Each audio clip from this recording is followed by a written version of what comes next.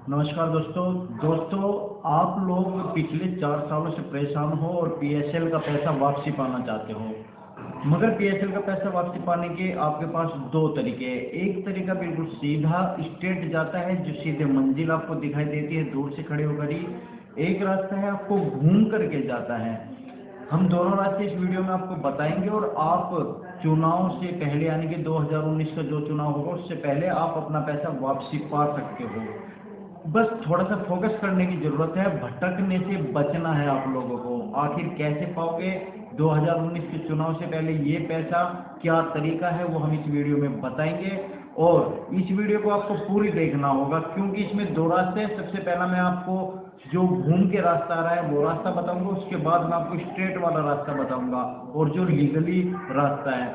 मैं आपको बता देता हूँ 101% आप लोगों का पैसा वापसी हो जाएगा। बस थोड़ा सा फोकस आप लोगों को करना है, भटकना नहीं है। बहुत अच्छा तरीका है। और आप लोग बार बार मंजिल तक पहुंचते हो, मंजिल तक पहुंचने के बाद पीछे रह जाते हो। क्यों? उसका यही कारण है कि आप लोगों का फोकस नहीं होता। आप लोग जानकारी होने के बावजूद भी उस रास्ते को छोड़ देते हो। बस इस वीडियो में यही बताना चाहूंगा कि आप लोग किस तरीके से अपना पैसा वापस पा सकते हो। तो आप इस वीडियो को आखिर तक देखिए। वीडियो के नीचे एक लाल रंग का बटन आपको दिखाई देगा, हमारे चैनल को सब्सक्राइब कर लीजिए। इसको दबाकर बराबर में एक बेल आइकन दिखाई देगा, उसको भी दबा लीजिए। और एक लाइक थम्स का इस तरह का निशान आपको दिखाई देगा वीडियो के नीचे। इससे हमारी वीडियो लाइक हो जाएगी, जो हमें बहुत ही मोटिवेट करती है और आप लोगों के लिए हम पीएसएल की ताज़ा खबर लेकर के आते हैं। तो आइए शुरू करते हैं इस वीडियो को।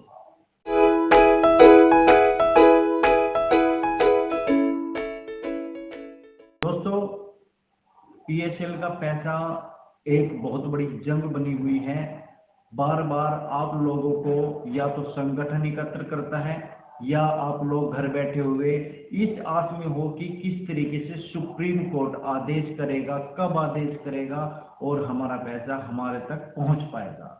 मगर ये इतना आसान नहीं है जितना आप लोग समझते हो।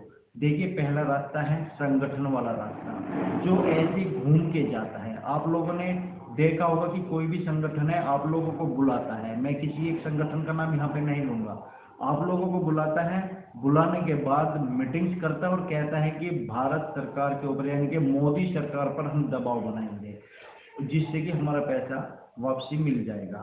अब आपको थोड़ा सा यहीं पे फोकस करना है कि दबाव, चलिए हम मान लेते हैं 1% की दबाव मोदी सरकार के ऊपर बन रहा है। मोदी सरकार किसके ऊपर दबाव बनाएंगे? क्या मोदी सरकार पैसा देगी पीएसएल निवेशकों का, या पैसा सुप्रीम कोर्ट के आदेश के अनुसार जो लोढ़ा कमेटी गठित की गई है वो पैसा देगी? यहाँ पर सोचने वाली बात है। तो मैं आपको बता देता हूँ, पैसा आपका आना है लोढ़ा कमेटी से। अब संगठन मोदी सरकार के ऊपर दबाव बनाते हैं, वो इस बात के लिए बनाते हैं क्योंकि केंद्र सरकार के हाथ में सेबी है और सेबी के 3 अधिकारी लोढ़ा कमेटी में है। इस वजह से मोदी जी के ऊपर दबाव बनाने की कोशिश की जाती है, उनसे रिटर्न में लेने की कोशिश की जाती है, मगर कामयाबी नहीं मिलती। ये रास्ता घूम करके जाता है। आखिर में यदि दबाव बन भी जाता है तो फिर भी लोढ़ा कमेटी को ही आपका पैसा देना है, क्योंकि प्रधानमंत्री जी द्वारा हो या सेबी के द्वारा हो या किसी भी अन्य व्यक्ति के द्वारा हो, दबाव आखिर में लोढ़ा कमेटी पर ही बनाना पड़ेगा। क्योंकि लोढ़ा कमेटी को सुप्रीम कोर्ट ने गठित किया हुआ है और सरकार से बड़ी सुप्रीम कोर्ट है। सुप्रीम कोर्ट का आदेश का पालन करना अनिवार्य है और सुप्रीम कोर्ट का आदेश यही है कि लोढ़ा कमेटी पीएसएल की प्रॉपर्टी को बेच करके आपका पैसा वापसी करे। अब बात उठती है कि लोढ़ा कमेटी काम नहीं कर रही, तो क्या मोदी सरकार उससे काम करवा देगा?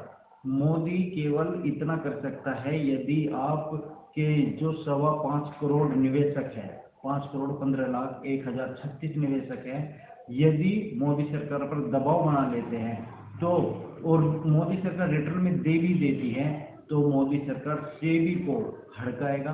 सेबी के अधिकारी लोढ़ा कमेटी में है, उनके ऊपर दबाव पड़ेगा और वे मजबूर होंगे आपका पैसा के प्रक्रिया को आगे बढ़ाने के लिए। और प्रक्रिया क्या है? प्रक्रिया वही है जो अभी कुछ दिन पहले आपकी शुरू हुई थी, यानी प्रपोजल वाली। प्रपोजल आ चुके हैं, प्रपोजल जमा नहीं है, लोढ़ा कमेटी जमा नहीं कर रही क्योंकि PSL management, Lodha committee, SEBI सब एक है। इस वजह से कोई भी गरीब निवेशकों की तरफ ध्यान नहीं दे रहा है और यही कारण था दिल्ली पर जंतर मंतर पर धरना देने का महेंद्र पाल दानगढ़ जी का। उन्होंने कोशिश की, हम उनकी बुराई नहीं कर रहे हैं, उन्होंने एक इनडायरेक्टली रास्ता अपना रखा है कि हम मोदी सरकार पर दबाव बनाएंगे। मगर चलिए ठीक है, ये एक ऑप्शन अच्छा है, मोदी सरकार पर दबाव बनाओ या फिर अपनी पार्टी लाओ और फिर 2019 में चुनाव लड़ो, फिर चुनाव जीतो, जिसकी कोई गारंटी नहीं है कि चुनाव जीत भी पाएंगे या नहीं पाएंगे। उसके बाद वो प्रक्रिया आरंभ होगी। तो लंबा प्रोसीजर है, घूम के आने वाला प्रोसीजर है एक प्रोसीजर। दूसरा, जो लोढ़ा कमेटी पर आपको डायरेक्ट पहुंचना है, पहुंचोगे कैसे कि सबको पता है प्रपोजल आए हुए हैं। अब मेन फोकस होना चाहिए कि प्रपोजल को किस तरीके से लोढ़ा कमेटी से सुप्रीम कोर्ट तक पहुंचाया जाए।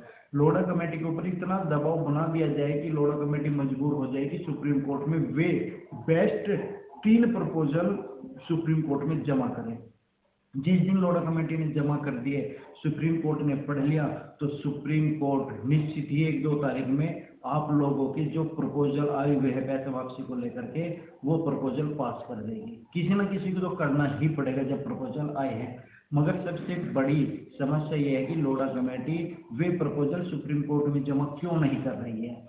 इसके लिए आप लोगों को सोचना पड़ेगा और इसका उपाय है, क्यों नहीं कर रही है। इसमें आपको मोदी सरकार का घेराव करने की जरूरत नहीं है, सेबी का घेराव करने की जरूरत नहीं है। इसमें मात्र फोकस रखिए आप अपना लोढ़ा कमेटी पर, लोढ़ा कमेटी के ऊपर दबाव बनाइए और ये आपसे भी निवेशक एकत्र होकर बना सकते हैं। कारण क्या है, क्यों लोढ़ा कमेटी सुप्रीम कोर्ट में जमा नहीं कर रही है दस्तावेज? कारण इसका एक बहुत बड़ा है। देखिए, सुप्रीम कोर्ट का केस लड़ रहा है PACL और सेबी, और दोनों है भाई भाई। ये दोनों आपस में कभी ऑब्जेक्शन भी नहीं उठाते।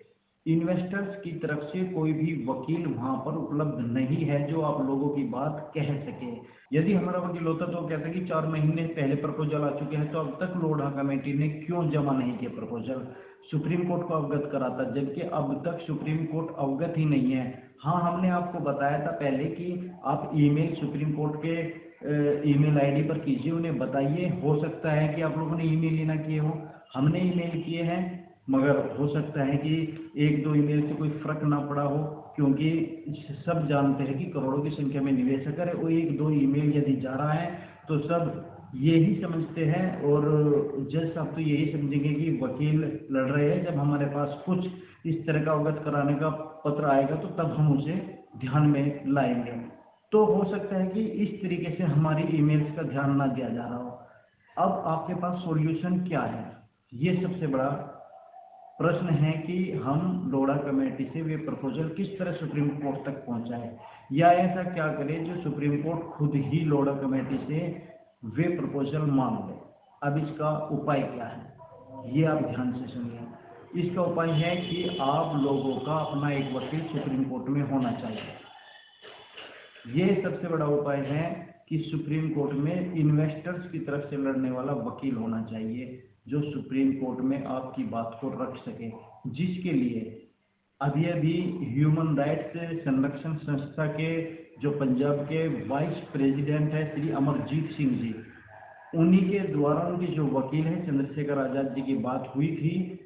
वे वकील करने के लिए तैयार हैं और वकील से अपना पक्ष रखवाने के लिए तैयार हो, और उन प्रपोजल के लिए खास तौर पर के वे प्रपोजल को अवगत कराना चाहते हैं कि सुप्रीम कोर्ट को कि 4 महीने से प्रपोजल है मगर लोढ़ा कमेटी जमा नहीं कर रही। जब सुप्रीम कोर्ट के पास हमारा वकील जाकर के अवगत कराएगा तो निश्चित ही सुप्रीम कोर्ट उन प्रपोजल के बारे में लोढ़ा कमेटी से पूछेगा और लोढ़ा कमेटी मजबूर होगी वे प्रपोजल देने के लिए। जिस दिन लोढ़ा कमेटी ने सुप्रीम कोर्ट को प्रपोजल दे दिए तो 1-2 तारीख में ही आप लोगों को पैसा वापसी का आदेश हो जाएगा।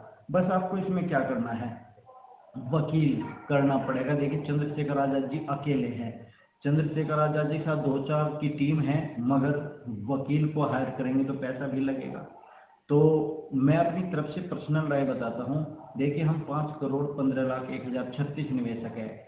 यदि आप में से कोई पूरे हिंदुस्तान में से सुप्रीम कोर्ट में आना चाहता है इसी सप्ताह सुप्रीम कोर्ट में वकील से मिलने के लिए जा रहे हैं। आप आ सकते हैं। आप हमारे कमेंट्स में कमेंट्स कीजिए, अपना नंबर दीजिए, हम उन्हें टाइम और सुप्रीम कोर्ट में बुला लेंगे, बैठ करके बातचीत होगी। बातचीत होने के बाद हम आपसे अनुरोध करेंगे कि आप सभी की तरफ से यदि मात्र आप थोड़ा सा भी अपनी तरफ से मात्र 10 रुपये एक व्यक्ति भी करता है तो ये देख लीजिए, यदि हमारे पास 1000 व्यक्ति भी हो जाते हैं, 1000 व्यक्ति भी हो जाते हैं, 10-10 रुपये वकील को हायर करने में भी करता है, तो लगभग 10,000 रुपये आपके इकट्ठा हो जाते हैं जो वकील को दिए जाएंगे सब पीएसएल निवेशकों की तरफ से। चंद्रशेखर जी ने ये नहीं कहा कि मुझे पैसे की दिक्कत है, वे आप लोगों के लिए लड़ रहे हैं। ये मैं केवल अपनी पर्सनल राय दे रहा हूँ उनकी हेल्प करने के लिए कि वे वकील हायर करना चाहते हैं और अपनी बात सुप्रीम कोर्ट में रखना चाहते हैं। बहुत अच्छा और सरल सा उपाय है। यदि हमारी सुप्रीम कोर्ट में बात रखी गई, पीएसएल के दस्तावेज लोढ़ा कमेटी से वहां पर मंगा लिए जाए तो अगली ही तारीख में आप लोगों का पैसा वापसी का आदेश सुप्रीम कोर्ट कर देगा, फिर हर हाल में आपका पैसा मिलेगा।